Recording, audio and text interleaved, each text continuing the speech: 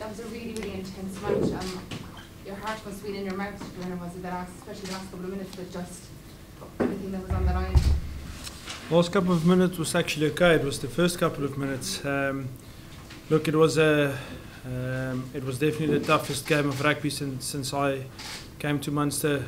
Two teams that didn't want to give up, and if you get only one score in the second half, it just, when games open up, it just shows how intense it was. And it'll definitely not go down as the prettiest game of rugby, but we had a chat at half time and we had to adapt our plan and look at our composure, and I thought we did it really well in the second half.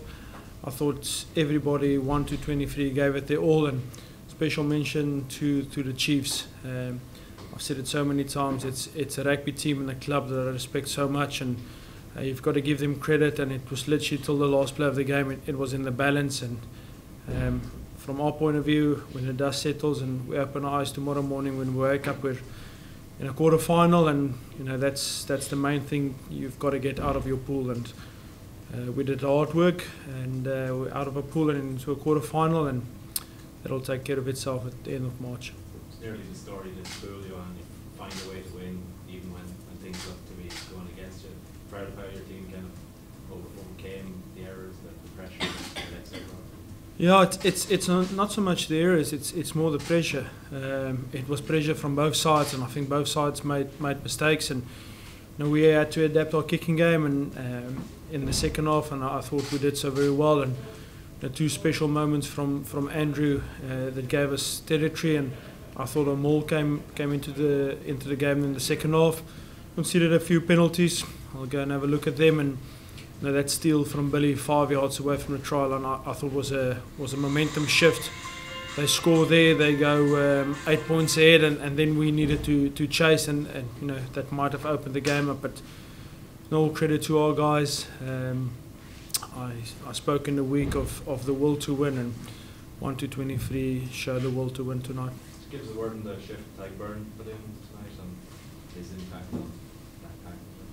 Yeah, I think Tyke is a special player, and he's had a few man of the match performances in this competition specifically, and I think he's very dynamic, and he's one of the only locks in world rugby that can poach the way that he can, and he's worked so hard on his calling. When he arrived at Munster, he wasn't really a calling option, and I threw him into the deep end. And actually at the Pro 14 lawns in Glasgow, we had a chat about calling, and he said it's something that he wants to take on, and he did it so well, and I think he's developed into one of the form locks of the European competition. The knock to the knee he took looked like he was worried at the time. Yeah. Look, it's pretty early. He'll definitely go for a scan on that knee. Hopefully it's not serious, but he couldn't continue, and obviously we'll get the information across to Joe on the Irish side, and 11 of our lads are leaving tomorrow morning to go to Ireland to the national side. So hopefully we'll have more information on Monday. Johan, could you just talk about this man's composure for the winning penalty?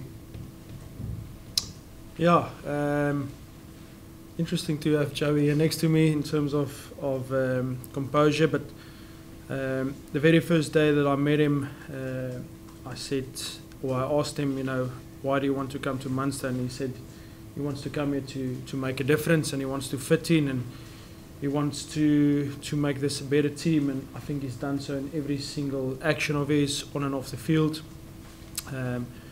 After the Cus game, which he missed maybe 1 or 2 penalties or kicks, to come back and kick 20 out of 20, if I'm not mistaken, that's incredible. That's a sign of pure class, and I think his willingness to learn and his willingness to improve is an incredible trait of a very young rugby player still. And I think there's a lot of expectation on him when he came to Munster, but the way he's handled himself and conducted him, a special man and a special player, and proud to be his coach. Hey Joey, how much confidence do you take from this particular block of games, the 20 kicks from 20, the performances you're putting in? How much confidence do you take coming out of this block of games now? Yes, obviously it's great to get, but there's still nothing won, there's still nothing accomplished this season. To be honest, I'm just doing my job, hoping the players around me can benefit from it. So we'll take good confidence coming in. We're in a good position now, but then we've got to keep building every day and keep learning and improving as a team, which I think we've done really well over this Christmas period. Sometimes you can't put up rates of points like you did against Gloucester. You come up against tough opponents in this competition. Exeter were well up for this tonight. You got over the line, you managed to get over with the win. Is that a different kind of confidence you take from being able to get over the line in tight games?